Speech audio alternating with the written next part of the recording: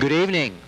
We are happy that so many of you turned out on a cold wintry night, which should really be a fall night in November, to come to the College of Architecture and Planning for one of our regular guest lecture series in the college, featuring our guest lecturer tonight, Donovan Rypkema.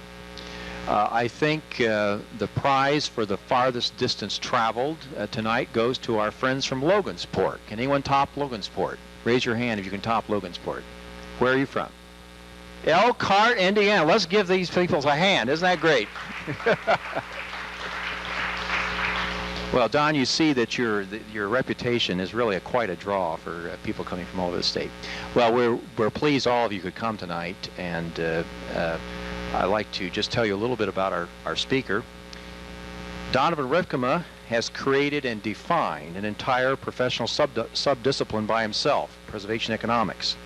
Over the past 20 years, he has tirelessly promoted and substantiated the proposition that the adaptive use of downtown historic buildings, urban neighborhoods, and small-town main streets can make economic sense.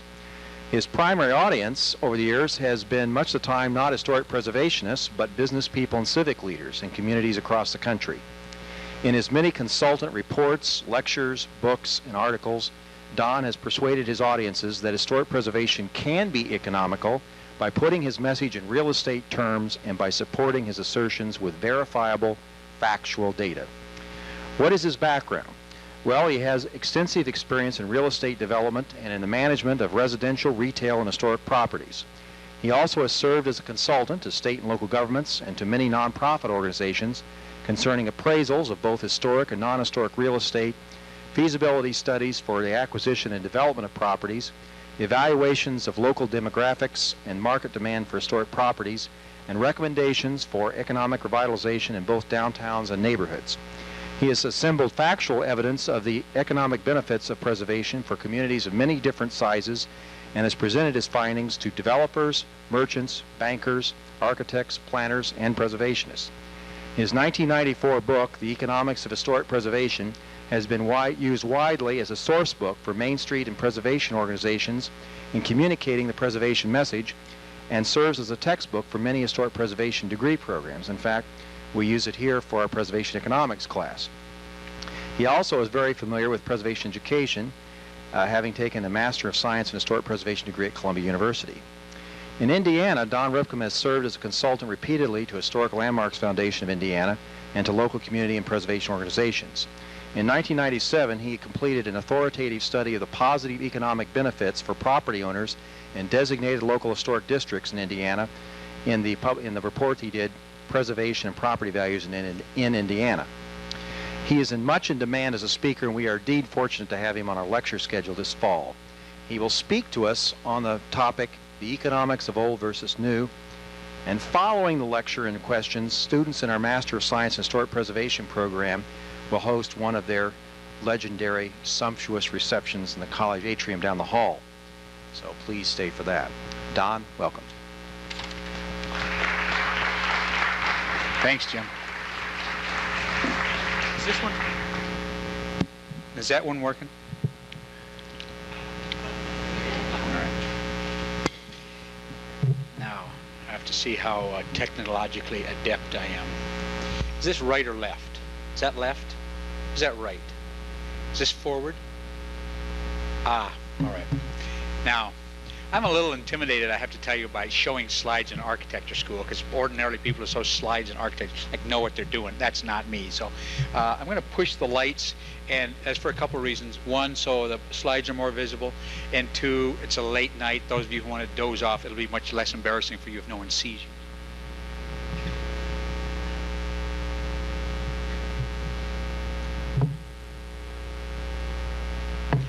Well, historic preservation doesn't have a value. What it has is a multitude of values: aesthetic value, cultural value, social value, psychological value, political value, environmental value, educational value.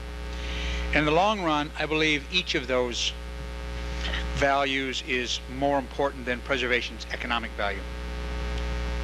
There are many people, your local landmarks commission or people in the audience tonight, who can provide you with plenty of information about those kinds of values. Frankly, I don't know much about them. What I know a little about is the economic value of preservation. I have to figure out which one of these buttons it is. This one. What I'm going to try to do tonight is three different things. First, to identify and quantify a number of aspects of the economic benefits of historic preservation. Second, suggest why preservation is an effective and appropriate public strategy. And third, suggest why historic preservation is perhaps the singularly most effective vehicle in this whole smart growth anti-sprawl movement. The title of these remarks is supposed to be The Economics of Old versus New, and that should appropriately suggest profits. Profits can certainly mean, or preservation can certainly mean profits to developers and homeowners and lenders. But I also believe that it can generate profits for neighborhoods, community activists, visitors, and a city at large. But first to the economic benefits of historic preservation. We've identified a couple of dozen of them here in the United States, and I'm going to tell you specifically about 7 of them. And I'll begin with the impact of simply rehabilitating an historic building. The Bureau of Economic Analysis of the U.S. Department of Commerce has developed an econometric model to measure the local impact of output from a variety of economic activities. 528 types of activities are evaluated and then consolidated into 39 industry groups. These range from coal mining to household services, from agricultural production to retail trade. And using this data, there are a couple of ways of quantifying the impact of production in each of these groups. One is the number of jobs created. Another is the local increase in household income. Conventional wisdom would suggest that manufacturing activities would have the greatest impact.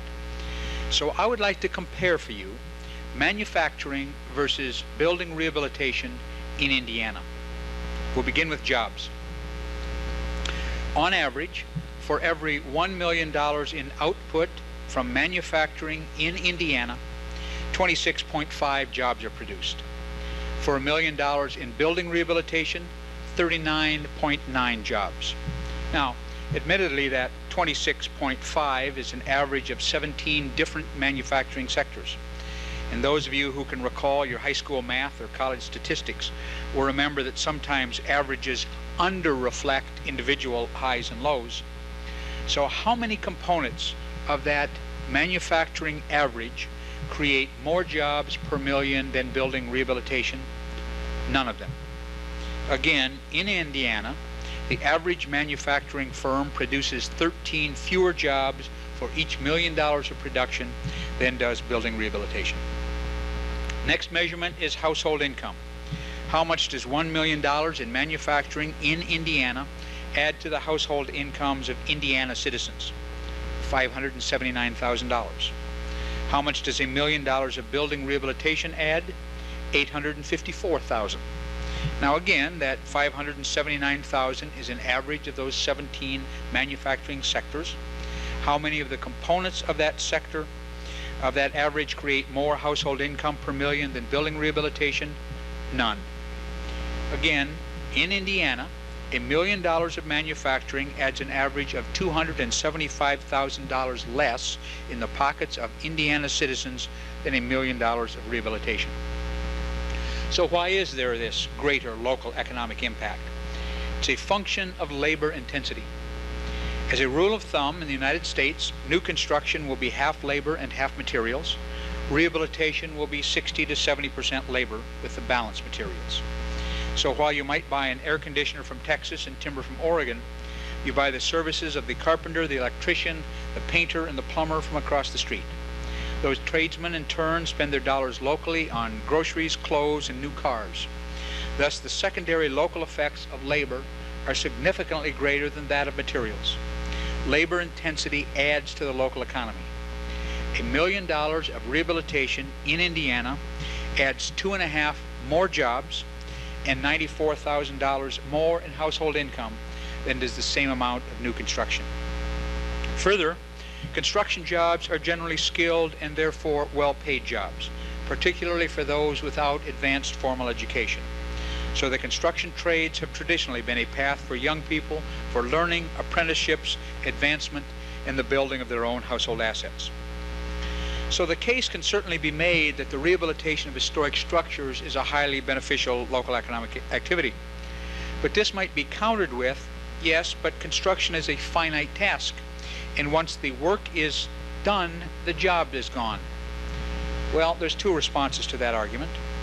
First, with building component life cycles of between 30 and 50 years, a community can rehabilitate 2 to 3% of its building stock per year and have perpetual employment in the construction trades. Second, and more important, is the nature of what's being created. A rehabilitated building is a capital asset, like a drill press or a railroad car. There is an economic impact in its creation, but a subsequent economic role in its long-term use.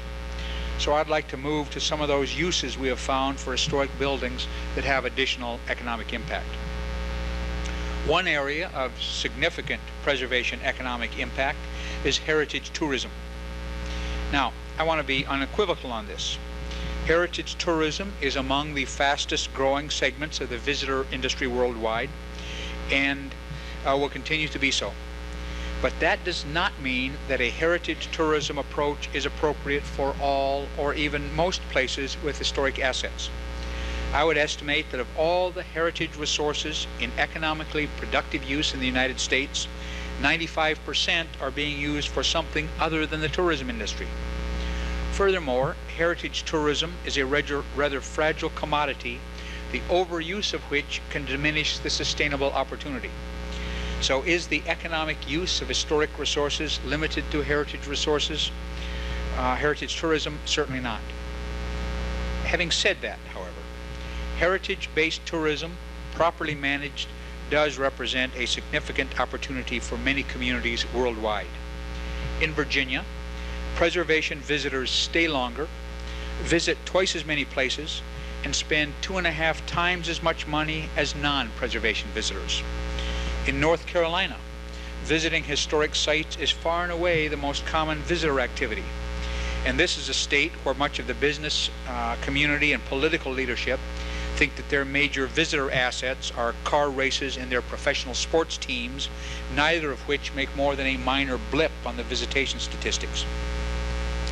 But North Carolina is known for another culturally based activity. For generations in the mountains of western North Carolina, there's been a vibrant crafts industry. Today, that industry, virtually entirely made up of 1- and 2-person operations, and frequently women, adds over $120 million annually to the economy of that state. Well, what's the connection between the crafts industry and historic preservation? There they have learned that historic buildings make the ideal place both to make and to sell their wares. The authenticity of the historic building adding to the sense of authenticity of the crafts product.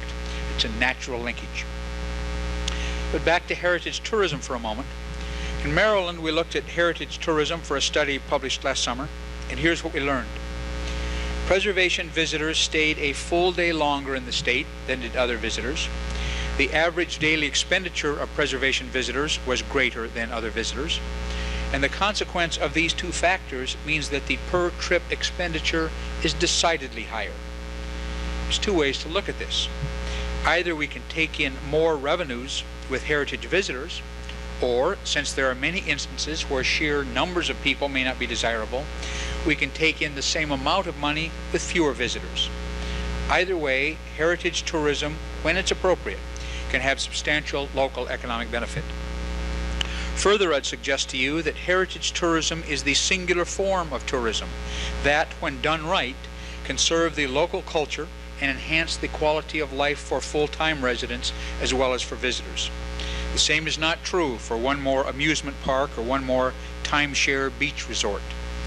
Tourism is inherently a volatile industry, but heritage-based tourism means that local assets are preserved for local citizens even in the down cycles of visitation. Nearly 54 million adults took trips last year that included visits to historic places. These people spent on average $688 per trip, more than $200 more than the $425 average expenditure for all U.S. travelers. About a year ago, I was at a one-day seminar at the Brookings Institute in Washington of 30 people or so, both academics and practitioners, who were looking at ways of measuring the economic impact of historic preservation. The president of a tourism analysis firm from Toronto looked at these visitor numbers slightly differently. He eliminates those people traveling for business, for example, who happen to visit an historic site incidental to the primary purpose of their trip, and concentrates on discretionary travelers and what attracts them. For that person who is traveling for pleasure and has as a major purpose of the trip visiting historic places, for every $3 she spends on the historic site itself, $97 are spent elsewhere, food or shopping or hotels.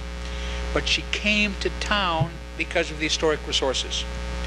The leverage of that historic site, therefore, is incredible.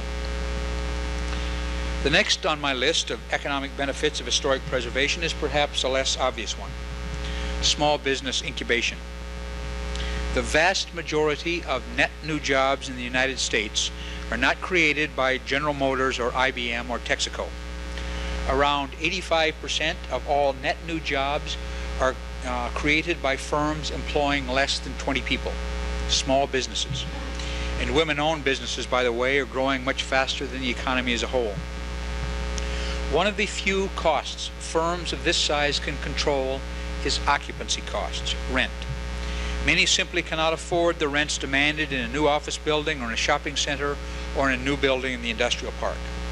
For many of these firms, historic buildings are an attractive alternative. The 20 fastest growing types of businesses in the United States have on average 11 employees. How much space do these people require? Well, it depends a little on the specific business type, but around 200 square feet per person would be typical. What's the average size of a small historic building in downtown or a neighborhood commercial center? 25 by 100 or 2,500 square feet. Almost precisely what is needed for this type of business. Annapolis, Maryland is the most historic of America's state capitals, and there's a wonderful historic district in the downtown there. And in that downtown, 60% of all of the businesses employ 5 people or less. The perfect match between historic building and small business opportunity. High-tech industries seem to be what everyone wants to recruit today, and probably for good reason. But 70% of all high-tech firms employ less than 10 people. Some idiots in Duluth, Minnesota, tore down a whole block of historic buildings recently in order to build a high-tech center.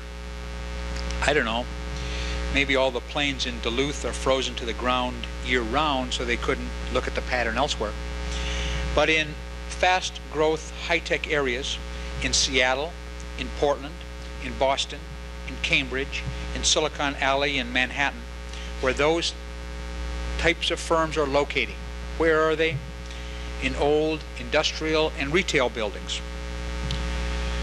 Rensselaer Polytechnic Institute in Troy, New York is one of the great technological colleges in the country. And they have a consistent pattern of graduates forming companies in high-tech fields. And the school in the past has partnered with some and provided business incubation space for others. Well, they recently ran out of space on campus to accommodate all the need. And that need includes direct connection to the school's mainframe computers and a variety of communication and data transfer systems. So they built a new glass and chrome building in the industrial park, right? Wrong. In partnership with a local bank and a nonprofit preservation organization, RPI created a state-of-the-art high-tech business incubator in a downtown historic building in Troy. The adaptability of historic buildings is one of their most attractive and under-recognized attributes. Last week, the Washington Post reported that a DC high-tech investment banking firm, all in the private sector, was starting a high-tech business incubator in downtown Washington in a historic building in Chinatown. There's one more aspect of small business and historic buildings that merits mention, and that's on the quality side of the equation. There are certainly some very high-quality new commercial buildings being built in America today. but virtually all of them are large buildings. Small businesses rarely find a place in these buildings, either because the size is inappropriate or the rent is too high. There are almost no high-quality, small buildings being built for tenant occupancy anywhere in the United States. The rehabilitated historic building provides that opportunity for a small business. High quality, at an appropriate scale, at an affordable price. And many small firms are recognizing that. The next area of preservation economic benefit is downtown revitalization. For 50 years in the United States, we've seen a departure from the central city and its downtown to the suburbs, and this has had huge adverse consequences socially, economically, politically, and physically. As a result, many towns and cities of every size have embarked on downtown revitalization efforts. Some of these efforts have been going on for nearly 30 years. Others are more recent initiatives. Downtown revitalization efforts in both the United States and Canada are making a great turnaround. New economic life in areas that not long ago were nearly dead. But I do not know of a single sustained success story in downtown revitalization anywhere in the United States where historic preservation was not a key component of the effort. That doesn't mean it's not theoretically possible to have downtown revitalization but no historic preservation, but I don't know about it, I haven't read about it, I haven't seen it. Many of these downtown revitalization efforts are including the redevelopment of their historic waterfront, whatever that might be, the ocean, a lake, a river. They are using that waterfront and the often abandoned industrial buildings there for recreation, housing, entertainment, and to attract visitors. One consequence of these downtown revitalization efforts is that for the first time in 2 generations, people of middle-class means are moving back to the central city, often into the downtown itself. This is happening in places as diverse as Philadelphia, San Francisco, Atlanta, Houston, Denver, and Des Moines. But in nearly every instance, the housing they are moving back into is rehabbed housing in historic buildings. Obsolete factories, warehouses, department stores, office building are now finding new life as apartments. This is historic preservation that has nothing to do with tourism, nothing to do with museums, but is making a huge and sustainable economic impact all over America. At the same time we have seen departure from our central cities, there's also been an out-migration from small towns. For nearly 20 years now, the National Trust for Historic Preservation has had the program, Economic Development in the Context of Historic Preservation, known as Main Street. For much of that time, you've had an excellent state Main Street program here in Indiana. Main Street is now active in neighborhood commercial districts in several large cities. It has had incredible success. Over 1,500 communities in over 40 states have had their own Main Street programs. Over the last 20 years, in excess of $12.8 billion has been invested in these downtowns. There have been 62,000 building renovations, 51,000 net new businesses, and 193,000 net new jobs. There is simply no more cost-effective economic development program of any type, on any scale, anywhere in the country, and I don't care what standard of measurement you choose. And this is economic development that focuses on historic preservation and retaining community character. As an aside, it's been through downtown revitalization efforts that women have first become meaningfully involved in the policy side of economic development activities, and I, for one, think that's rather important. Stable residential districts may not seem central to economic development, but we have found them to be critical. Declining neighborhoods means loss of tax revenues for local government. Declining neighborhoods mean the departure of the skilled, the educated, the employed, and the middle class. Declining neighborhoods see increased crime, declining property values, underutilized public infrastructure, deficient schools. Both the public and private sectors suffer economically when residential neighborhoods decline. More and more, an historic preservation-based strategy is being used to stabilize and reinvigorate urban neighborhoods. Both the national and local historic districts have been used as effective tools for neighborhood stabilization. The only way I know how to communicate this pattern to you is to give you some examples from around the country. In Kansas City, Missouri, the city itself is declining in population, but historic districts are growing. In Rock Island, Illinois, a Mississippi River town, many of the older homes in close-in residential areas have been covered up with cheap and inappropriate materials. A concentrated effort of a local group to undo the damage has been in place for 5 or 6 years. The neighborhood has taken on a whole new life. Palm Beach, Florida, for most of this century has been the home to some of America's richest, but the town next door, West Palm Beach, historically was where the servants and tradespeople who worked for the rich lived. Over the last few years, however, West Palm Beach has come into its own with a wide variety of citizens and economic functions. They have created 10 residential historic districts there. If you were to drive through them, you might well say, what's historic about this neighborhood? And frankly, on a global scale, nothing. But the neighborhoods have a local history that they now celebrate. The overwhelming majority of what we call historic properties have no international, and in most cases not even national importance. But they have local importance to the people who live there. Both economic development and historic preservation are essentially local in the United States. And that's one reason why the two can work so well together. In Indianapolis, an area of very modest housing is seeing rates of property value appreciation far greater than surrounding non-historic neighborhoods.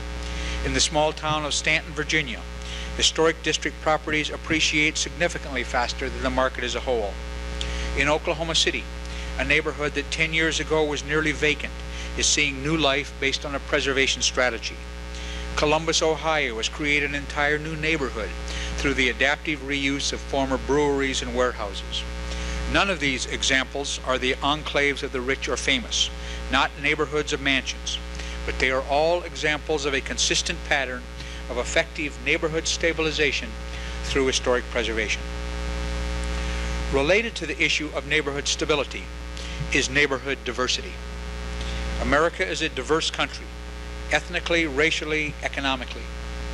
From a political perspective, there's not much unanimity in the United States regarding overall urban policy. But I think there is a rather widespread agreement on one issue.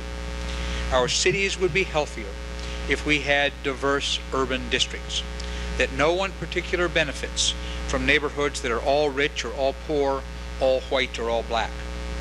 And while for over 30 years we've had laws prohibiting discrimination based on race or religion, while anyone with the money to buy can live wherever they choose, our neighborhoods as a whole are not very diverse. Let me give you an example. Philadelphia, one of America's oldest cities, has a population of 1.5 million people. It's about 53% white, 40% black, and the balance Asian and other. But when the census is taken, black groups are identified. The black group is small. In Philadelphia, only about 800 and 900 people in each one. There are about 1,750 black groups in Philadelphia. While the city as a whole is certainly diverse, the black groups are not. In a recent analysis, we said that to meet the test of a diverse neighborhood, the black group had to be less than 80% white and less than 80% black. That is, no extreme concentration of race.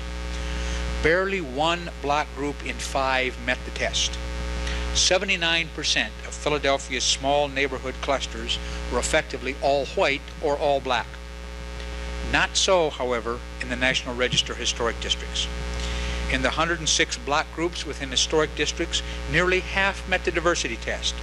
People of all races living together because of the appeal of the historic neighborhood. And these were not all high-income areas, by the way. The income distribution in Philadelphia's historic district mirrors the income of the city as a whole. There is housing available in historic urban neighborhoods to accommodate a wide range of income levels. Philadelphia is a city that's losing people. Since 1980, it's lost between 12 and 14% of its population. Some will argue that a city's diversity is what drives people away. But that's not true in historic districts. The historic neighborhoods have lost less than 5%. These historic districts make up only 6.3% of the city's entire population, but 15% of the people that moved into the suburbs, from the suburbs in the last 5 years, went to historic areas. 21% of the people that moved into Philadelphia from other parts of the country moved into historic neighborhoods. Historic neighborhoods are home to nearly 24% of the college graduates and over 28% of those with graduate and professional degrees. Even in a city by many measures in decline, the diverse appeal of historic districts is evident. So there's 7 of the ways that we've found historic preservation to be an economic generator: jobs, heritage tourism, small business incubation, downtown revitalization, small town revitalization, neighborhood stability, and neighborhood diversity. But probably the fastest emerging issue in America today is sprawl. And the responses to sprawl is usually called smart growth. I'd like to argue that in and of itself, historic preservation is a smart growth strategy. And here, in no particular order, are 20 reasons why that's so. Reason 1, public infrastructure. Almost without exception, historic buildings are where public infrastructure already exists. No new water lines, sewer lines, streets, curbs, gutters required, and that's smart growth. Reason 2, municipalities need financial resources if they are going to grow smart. Vacant, unused, and underused historic buildings brought back to life are also brought back as tax-generating assets for a community, and that's smart growth. Reason 3, new activities.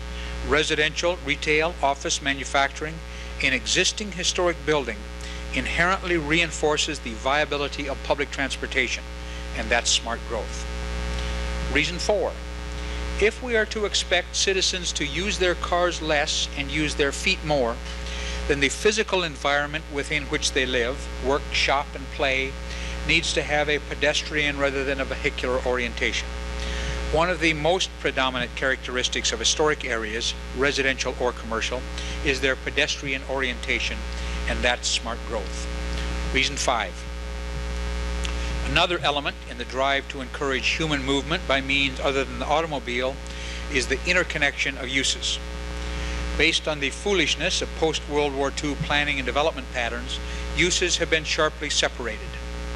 Historic neighborhoods were built from the beginning with a mix of uses in close proximity. Cities with the foresight to readjust their zoning ordinances and encourage integration of uses are seeing that interconnectivity re-emerging in historic areas. Reason 6. As a strong proponent of economic development, I'm certainly glad the phrase is smart growth as opposed to no growth. Smart growth suggests that growth has positive benefits, and I would argue that that's true. At the same time, we cannot say we are having smart growth, regardless of how well it's physically planned, if at the same time we are abandoning existing assets. The encouraged reinvestment in historic areas in and of itself revitalizes and revalues the nearby existing investment of both the public and private sector, and that's smart growth. Reason 7. We see the periodic headlines about some real or imagined back to the city movement. Certainly people moving back to the core of a town or city of any size has a positive impact on a whole range of environmental goals. I mentioned earlier that there's a significant back to the city movement, nearly always led by movement back into historic neighborhoods and buildings. We do need to pay attention to market patterns. And if it is back to historic neighborhoods to which people are moving, we need to keep those neighborhoods viable for that to happen. Reason 8. Smart growth ought not to imply just physical growth, but economic growth. And economic growth means new jobs. But who is creating the net new jobs in America? As I mentioned earlier, it's small business. Barring massive public subsidies, you cannot build new and rent cheap. It can't be done. Older and historic buildings often provide the affordable rent that allows small business to get started, and that's smart growth. Reason 9. Business districts are sustainably successful when there is a diversity of businesses. And that diverse business mix requires a diverse range of rental rates. Only in downtowns and neighborhood commercial centers is there such diversity. Try finding any rental rate diversity in the regional shopping center or the so-called office park. There ain't none. Older business districts with their diverse rents are smart growth. Reason 10. Smart growth also ought to be about jobs. But that brings us back to the issues of labor intensity and the job creation power of historic preservation. The rehabilitation of historic structures is smart growth. Reason 11. Solid waste landfill is increasingly expensive in both dollars and environmental quality. 24% of most landfill sites is made up of construction debris, and much of that waste comes from the raising of existing structures. Preserving instead of demolishing our inventory of historic buildings reduces that construction waste. Preserving instead of demolishing our inventory of historic buildings is smart growth. Reason 12. Its critics have pointed out that the so-called new urbanism is neither new nor urban. But I don't think anyone here would dispute that in most instances at least, new urbanist development is fully compatible with the goals of smart growth. I would argue that new urbanism reflects good urban design principles. But those principles have already been at work for a century or more in our historic neighborhoods. In fact, we preservationists ought to be pointing out that the real urbanism of historic neighborhoods is far better than some trendy new urbanism. The sensitive renewal of historic neighborhoods is smart growth. So maybe you're starting to get the picture, so let me be briefer with the rest of the list. Reason 13, smart growth advocates a density of use. Historic residential and commercial neighborhoods are built to be dense. 14, historic buildings themselves are not liabilities as often seen by public and private sector demolition advocates, but are assets not yet returned to productive use. 15, the rehabilitation of older and historic neighborhoods are putting jobs where the workers already are. Reason 16, around the country, historic preservation is the singular form of economic development that is simultaneously community development.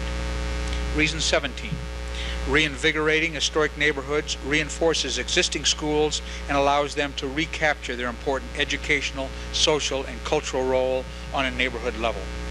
Reason 18, no new land is consumed when rehabilitating an historic building. Reason 19, as in my earlier example of Philadelphia, the diversity of housing sizes, qualities, styles, and characteristics of historic neighborhoods stands in sharp contrast to the monolithic character of current subdivisions. The diversity of housing options means a diversity of human beings who can live in those historic neighborhoods. Reason 20, historic preservation constitutes a demand-side approach to smart growth. Now, I'm not at all opposed to acquiring green belts around cities or development rights on agricultural properties. Those are certainly important and valuable tools in a comprehensive smart growth strategy. But they only reduce the supply of land to be developed. They do not address the demand for the use of that land. The conversion of an historic warehouse into 40 residential units reduces the demand for 10 acres of farmland. The economic revitalization of Main Street reduces the demand for another strip center.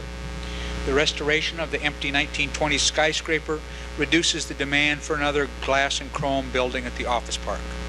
Again, I don't mean to be remotely critical of supply-side strategies, but without demand-side responses, their success will be limited at best. Finally, those who watch the smart growth movement across the country would probably acknowledge that Maryland is among the states leading the way in creating comprehensive strategies.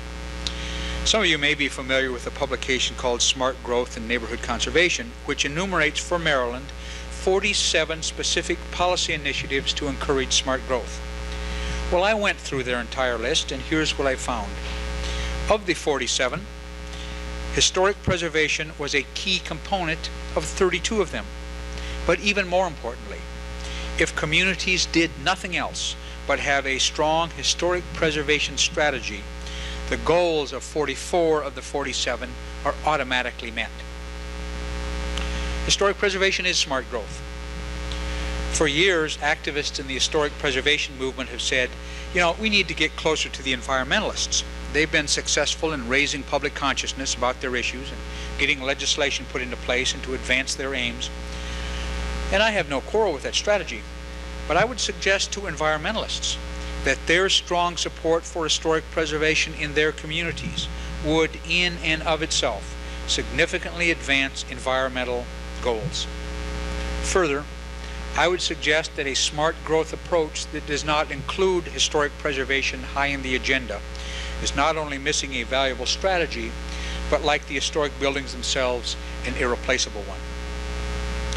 Finally, you all know of the Harvard economist John Kenneth Galbraith. Here's what he wrote.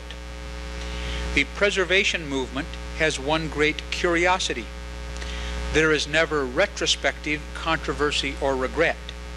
Preservationists are the only people in the world who are invariably confirmed in their wisdom after the fact. In Italo Calvino's book, Invisible Cities, Marco Polo is describing to the Kublai Khan the various cities of the Khan's vast empire. And in depicting the city of Trude, here's what he tells the Khan. If on arriving at Trude, I had not read the city's name written in big letters, I would have thought I was landing at the same airport from which I had taken off. The suburbs they drove me through were no different from the others, with the same little greenish and yellowish houses. Following the same signs, we swung around the same flower beds in the same squares. The downtown streets displayed goods, packages, signs that had not changed at all. This was the first time I had come to Trude, but already I knew the hotel where I happened to be lodged. I had already heard and spoken my dialogues with the buyers and sellers of hardware. I had ended other days identically, looking through the same goblets at the same swaying navels. Why come to Trude, I asked myself, and already I wanted to leave. You can resume your flight whenever you like, they said to me, but you will arrive at another Trude, absolutely the same, detail by detail. The world is covered by a sole Trude which does not begin and does not end. Only the name of the airport changes. In economics, it is the differentiated product that commands a monetary premium. It seems to me that the heart of historic preservation is not having the world covered by a sole Trude which does not begin and does not end. This is a strategy that has not only aesthetic, cultural, and sociological merit. It is an effective economic development strategy, an effective smart growth strategy as well. Thank you very much.